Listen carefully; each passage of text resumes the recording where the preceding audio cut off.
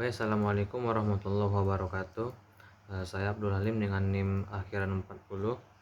Di sini saya akan menjelaskan mengenai tafsiran ayat ke-12, yaitu ayat Ali Imran ayat 104. Pertama sekali saya akan bacakan ayatnya. A'udzubillahi minasyaitonirrajim. Bismillahirrahmanirrahim. Wal takum minkum ummatun yad'una ilal khair wa ya'muruna bil ma'rufi wa yanhauna 'anil munkar wa ulaika humul muflihun. Kuntum khairu ummatin ukhrijat linnasi ta'muru bil ma'rufi wa tanhauna 'anil munkar wa tu'minuna billahi walau amana ahlul kitabi lakana khairul allahum minhum mu'minun wa aksaruhum fasikun. Sadaqallahul azim.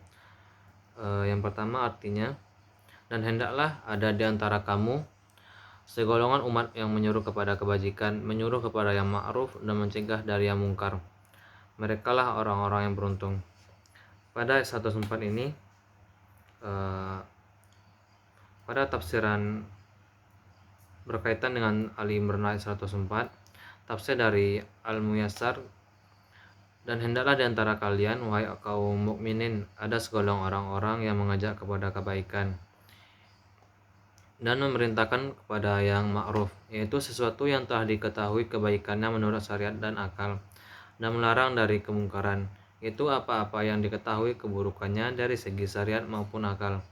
Mereka itu adalah orang-orang yang beruntung, menggapai surga yang penuh kenikmatan. Allah menekankan kewajiban pada kita keberadaan segolongan orang muslimin yang menyuruh kepada Islam dan mengajak kepada ketaatan dan menjauhi kepada larangan maksiat. Orang-orang yang mendapat derajat yang tinggi, yaitu orang yang melakukan amalan ini adalah orang-orang yang akan meraih surga. Di sini dalam surah Ali Imran ayat 104, Allah memerintahkan kepada kita segolongan orang-orang yang mukmin, yaitu menyuruh kepada kita untuk melakukan amal ma'ruf dan nahi mungkar, yaitu berupa kebaikan, baik itu kebaikan dari hal-hal kecil maupun kepada hal-hal yang besar. Wal takum minkum ummatu, dan hendaklah ada di antara kamu segolongan umat. Penggalan ayat di atas yaitu menyuruh kepada di antara golongan umat, yakni hendaklah segolongan di antara kalian yang senantiasa mendirikan kewajiban berdakwah, memerintahkan kepada amal ma'ruf dan melarang keburukan. Yad'una ilal khair, yang menyeru kepada kebajikan. Di sini berupa kebaikan. Kebajikan itu sama dengan kebaikan, yakni dengan mengajarkan secara memberi nasihat ataupun petunjuk secara langsung.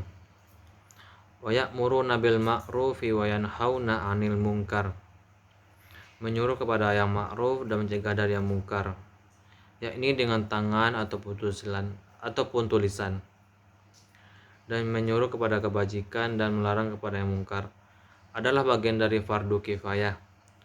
Jadi yang kita lakukan berupa mencegah dari keburukan, melakukan kebaikan, itu merupakan fardu kifayah yang dikhususkan bagi pemilik ilmu yang mengetahui perihal yang diajarkan dan apa yang dilarangnya. Bagi orang-orang yang berilmu atau yang paham dengan apa yang orang-orang sekitar lakukan, misalnya katakanlah orang-orang itu melakukan kepada yang mungkar ataupun yang buruk, maka wajib bagi kita yang mengetahui perihal itu untuk memberitahunya berupa nasihatan ataupun memberikan kebenaran. Dan kewajiban menyuruh kepada kebaikan dan melarang kepada yang mungkar ini berdasarkan apa yang termaktub dalam Al-Quran dan As-Sunnah. Jadi setiap yang kita kerjakan, baik itu dari diri kita sendiri ataupun maupun dari lingkungan, itu berdasarkan tamaktub dalam Al-Quran dan As-Sunnah, dan ia merupakan salah satu kewajiban yang paling mulia yang ada dalam syariat, perihal untuk mengajak orang-orang untuk melakukan kebaikan. Itu merupakan suatu hal yang paling terpuji, merupakan salah satu hal yang paling terpuji, karena setiap pemeluk agama itu telah memberikan pedoman ilmu itu untuk memberitahu kita yang baik dan mana yang buruk. Dan Allah juga telah memperingati kita agar tidak seperti yang terjadi pada Bani Israel yang telah melaknat mereka karena meninggalkan amar ma'ruf nahi mungkar. Lewat firman-Nya, zalika bima asau wa kanu ya'tadun. Yang demikian itu disebabkan mereka durhaka dan selalu melampaui batas satu sama lain, tidak melarang tindakan mungkar yang mereka perbuat. Sesungguhnya amat buruklah apa yang selalu mereka perbuat.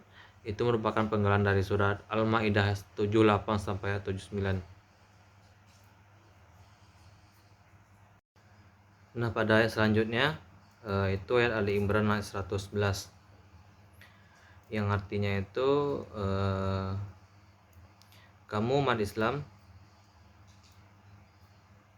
adalah umat terbaik yang dilahirkan untuk umat manusia karena kamu menyuruh berbuat yang ma'ruf dan mencegah dari yang mungkar dan beriman kepada Allah. Sekiranya ahli kitab beriman, tentulah itu lebih baik bagi mereka. Di antara kamu ada yang beriman, namun kebanyakan mereka adalah orang-orang fasik. Itu ayat Ali Imran ayat 110. Terdapat beberapa penafsiran mengenai surah Ali Imran ini. Menurut dari tafsir Al-Munir, ayat ini mendorong umat Islam untuk senantiasa menjaga sifat-sifat utama amar ma'ruf nahi mungkar. Maksud di sini adalah menjaga dari keaslian dari maksud dari amar ma'ruf nahi mungkar tersebut. Menurutnya, umat terbaik adalah umat memiliki dua sifat, yaitu mengajak berbuat kebaikan dan mencegah kemungkaran, serta beriman kepada Allah. Umat Islam sejak masa Nabi dinilai sudah memiliki dua sifat tersebut. Maka tidak heran jika kita dalam waktu yang singkat mereka berhasil menyebarkan ajaran Islam di tanah Arab.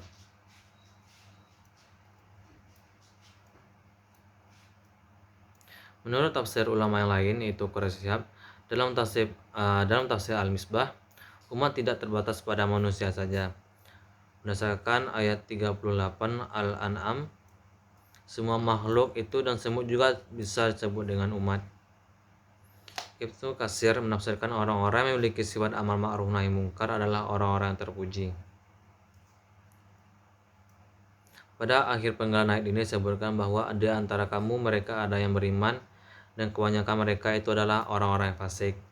Maksudnya sedikit sekali di antara yang beriman kepada Allah itu, baik itu Al-Quran, Nabinya, dan apa yang turunkan kepada mereka sendiri. Kebanyakan dari mereka itu adalah orang-orang yang fasik dalam kesesatan ataupun kekufuran, kefasikan dan kedurhakaan.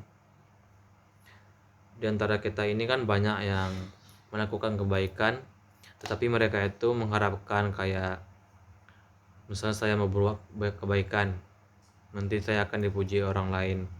Nah, itu merupakan kefasikan dalam diri kita baik pun maupun ke Allah Subhanahu wa taala.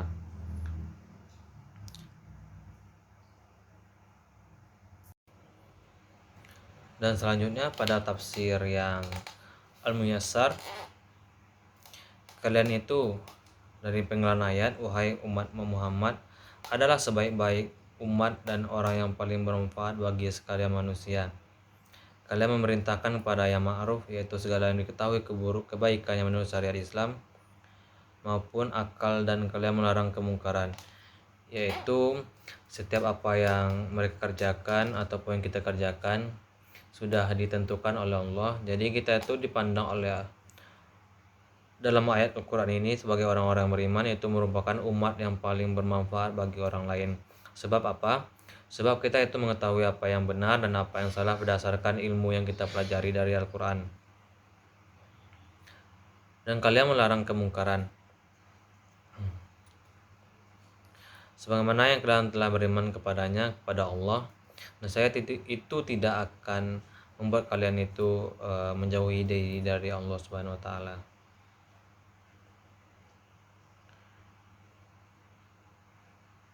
Pada penggalan ayat, ya'muruna bil ma'ruf, menyuruh kepada yang ma'ruf, yakni mereka menjadi umat terbaik selama mereka mendirikan amar ma'ruf nahi mungkar. Menjadikan ini sebagai sifat mereka, apabila mereka meninggalkan hal ini maka sifat terbaik ini akan hilang dari mereka. Walau amanan ahlul kitab, sekiranya ahli kitab beriman, yakni andai orang-orang Yahudi beriman sebagaimana orang yang Islam beriman kepada Allah, Rasul-Rasulnya dan kitab-kitabnya, lakana khairul lahum, tentulah itu lebih baik dari mereka. Akan tetapi mereka tidak melakukan hal itu.